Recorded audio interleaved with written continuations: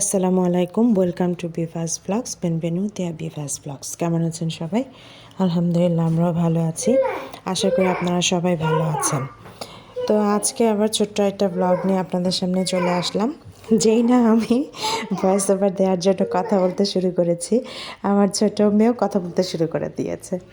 নিরিবিলিতে voice দেওয়ার কোনো উপায় নেই। যাই হোক, ফ্যামিলি, আমার মেয়ে, এগুলো তো আমাদের পরিবারের সবারই নিত্যদিনের বিষয় বা ব্যাপার।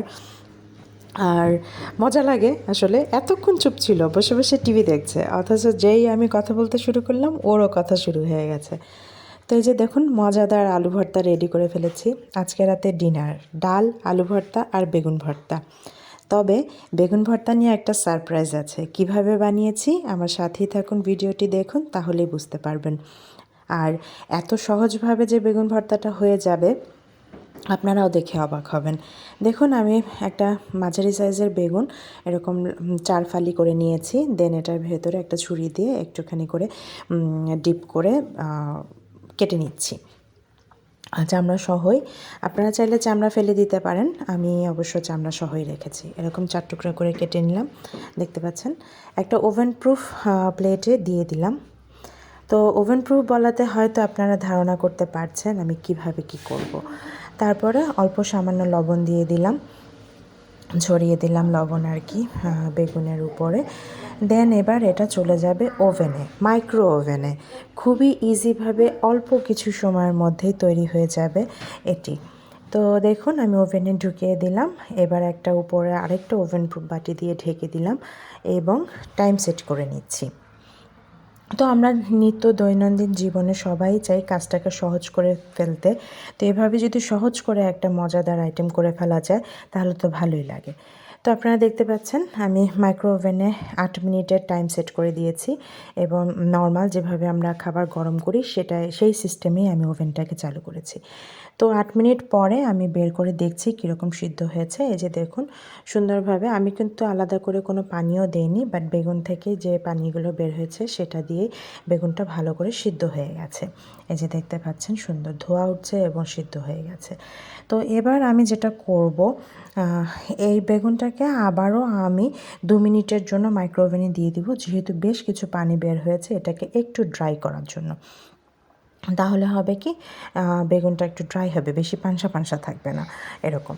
তো আবারও 2-3 মিনিট দেওয়ার পরে এভাবে যে আমি পানি ঝরিয়ে নিয়ে নিচ্ছি আলাদা আরেকটা প্লেটে।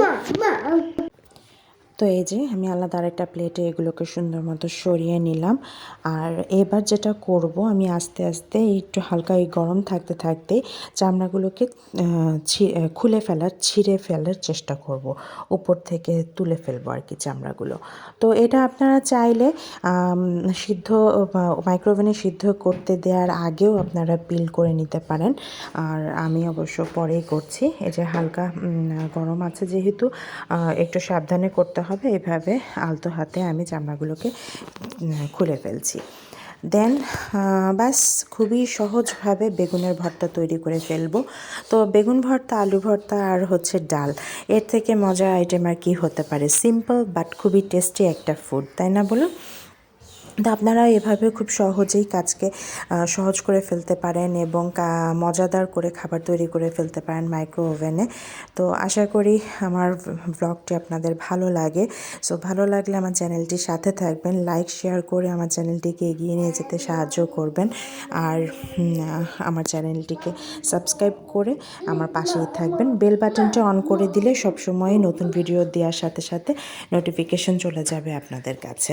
তো এবার দেখতে পাচ্ছেন আমি দিয়ে দিলাম পেঁয়াজ বেরেস্তা আর হচ্ছে শুকনো মরিচ ভাজা কিছু। এবার ভালো করে অল্প একটু লবণ দিয়ে, স্বাদ মতো লবণ দিয়ে মাখিয়ে নেব, চটকে নেব, তাহলেই হয়ে যাবে আমার বেগুন ভর্তা। মজাদার বেগুন ভর্তা। আপনারাও ট্রাই করে দেখবেন আশা করি।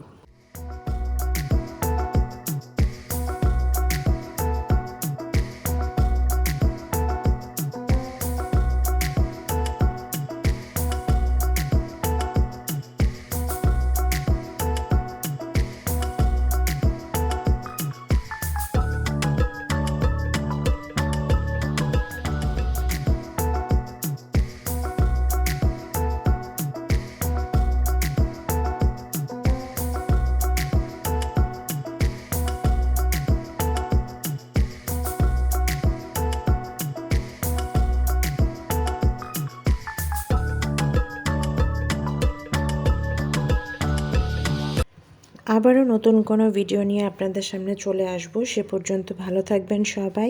আল্লাহ হাফেজ। Thank you.